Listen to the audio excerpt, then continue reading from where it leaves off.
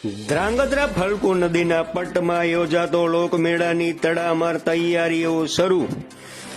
ધ્રાંગધ્રા નગરપાલિકા દ્વારા દર વર્ષની જેમ આ વખતે પણ શ્રાવણ મહિનાના 7મ, 8મ, 9મ અને 10મ એમ 4 દિવસીય ભાતીગળ લોકમેળાનું આયોજન કરવામાં આવે છે, જેથી ઝાલાવાડ પંથકમાં યોજાતો પ્રખ્યાત લોકમેળામાં ગામો ગામથી મેળો માણવા લોકો આવતા હોય છે. ત્યારે આ લોકમેળાનું આયોજન ધ્રાંગધ્રા નગરપાલિકા દ્વારા કરવામાં આવતું હોય છે.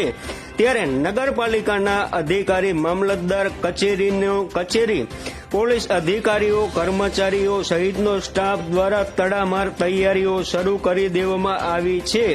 ત્યારે લોકમેળામાં આવતી રાઇડ્સ ધારકોએ પણ તૈયારી શરૂ કરી દીધી છે.